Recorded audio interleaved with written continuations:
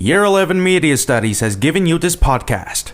Pros and Cons is supported by Fiverr. Fiverr is a global online marketplace that offers a wide range of freelance services, including graphic design, writing and translation, video and animation, music and audio, programming and tech, business, and lifestyle. The website connects businesses and individuals with talented freelancers from around the world, providing them with a platform to showcase their skills and expertise. The name Fiverr refers to the fact that many of the services offered on the platform started at a base price of $5.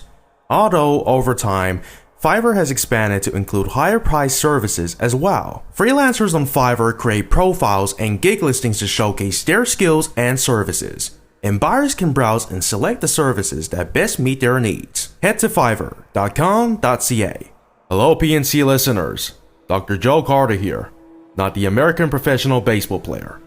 Moving on, for the past year, I spent every working day trying to figure out the intentions of a group of medical experts who appear official but harmful. From this, the clinic included 6 medical experts: administration, pharmacist, surgeon, dentist, chiropractor, and neurologist. The organization was based in Toronto, Canada. This evil organization's clinic was recently declared. People who have scheduled an appointment had yet to seek the unthinkable. The organization was called the Haemorrhage Clinic. Okay, that was fast. To make things clear, the Haemorrhage Clinic, the spelling of Haemorrhage, is O-T-N-O-R-O-T. The opposite of Toronto in light of this. The official website for making appointments and learning more about the clinic was the haemorrhageclinic.com.ca. The medical experts who were supposed to aid in the presence of their patients were quite the opposite, which would lead to significant harm or even death to their request for care. This is the state of not knowing what really happens behind doors, if you want to get technical about it. Apparently I do. The hemorrhage plot refers to the act of experts within the medical field converting into a sinister behavior and marking the duration to strike based on the intentions of death. For instance, as patients arrive at the premises, they are to pay before the process begins. Well, perhaps, which is a way for the organization of manipulating their patients by hemorrhaging their payment, leading to death. This search sometimes feels uncomforting. On my part, I've had to ask about other people's theories concerning this case, such as being notified of patients with appointments at the Haemorrhage Clinic. Whatever the outcome, hours, minutes, or even seconds of a specific circumstance based on the hemorrhage plot would be extremely helpful. And I'm not a detective or a private investigator, not even a crime reporter, but yes, I have been intrigued and curious for the past year about the motives behind the medical experts' aims and how they were so cunning in getting away with this scheme for such a short period of time. Our first topic: the first patient and the appointment with pharmacist. Giordano Smith was the first patient to make an appointment with the organization. One of his friends brought him to the website of the Haemorrhage Clinic, where the friend recommended a specific clinic to meet Giordano's demands. The website appeared to be any other normal website. Giordano, on the other hand, was completely unaware of the horrors that awaited him once he entered the premises. Also, he booked an appointment to seek a pharmacist for medication to assist on an extremely sore throat. Giordano arrives at the clinic.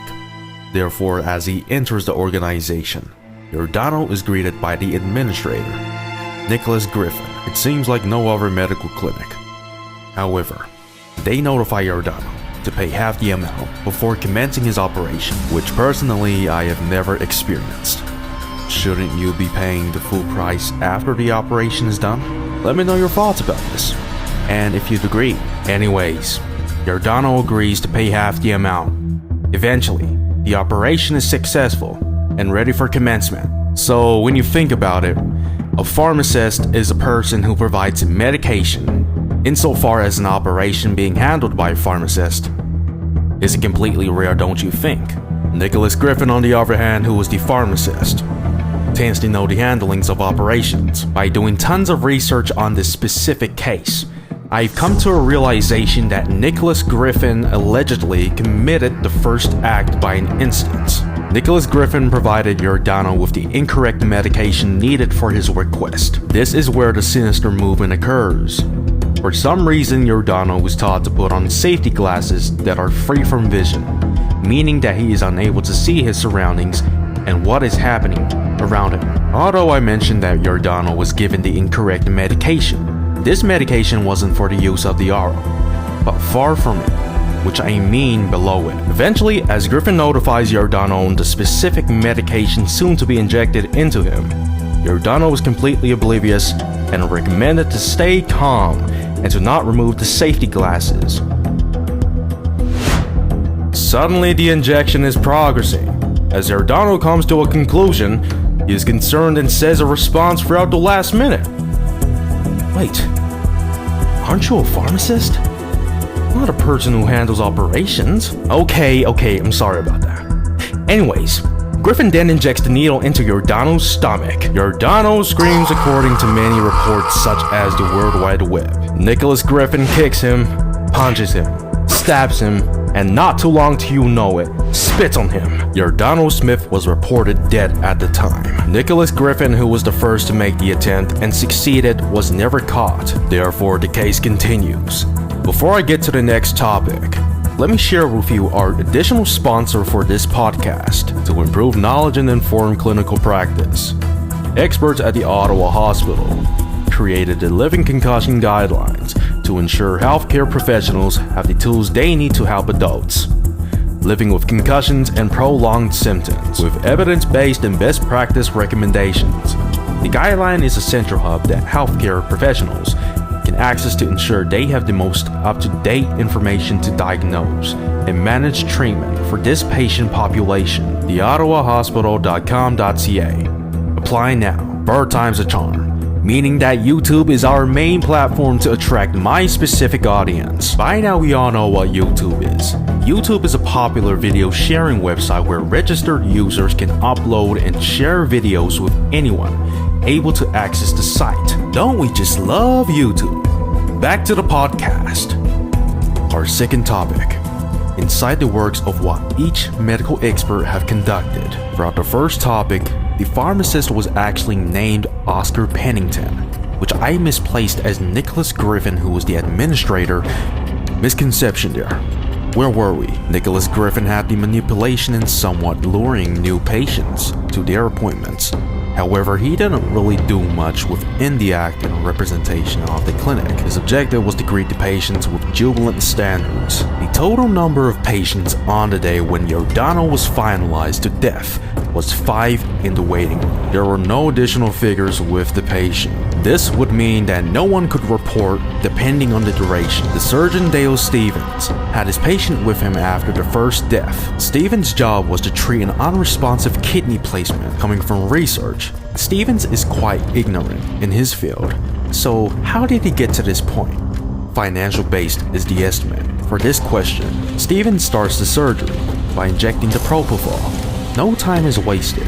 Stevens eventually cuts up both of the kidneys unnecessarily, killing the patient. The patient's name was Cornelius K. It was the final showdown for the Odds No Odds Clinic in gaining their next target. With all due respect, I am more than happy that the organization didn't kill the last 2 patients. Leon Rogers meets with her patient after the second death occurred. Her job in this situation was to replace the client's teeth with a brand new set to it, costing $30,000. In this case, the client had to pay the full price before the operation started. How shocking and unbelievable is that? No time is wasted. The patient is settled into her surgery. Before you know it, according to reports, the dentist stabs the inside of Taylor Jackson's mouth, leaving her to death. This means that the clinic has just earned themselves $30,000 instantly. The chiropractor and neurologist did not receive their patients as they left earlier and wanted to postpone their schedule, when really one of the people that left saw the unthinkable happen. Last but not least, the third topic, how the sinister organization was prevented and sentenced overall. The two patients were extremely lucky to escape the organization's evil plot. Matt Tennant and Bryce Paris. Matt Tennant notified Bryce inconspicuously about the perspective he witnessed from the dentist stabbing the patient to death. As he walked back to the waiting room from the bathroom, the both of them left the organization acting like nothing happened, and one's view is traumatized. Matt Tennant called the police on the organization and reports an exceptional experience. Authorities pull up to the organization and find a devastating amount of investigation to be held. To be continued. Pre-order the next episode of Pros and Cons, followed by the Haemorrhage plot, for only $9.99. I'm your host, Joe Carter, not the American professional baseball player.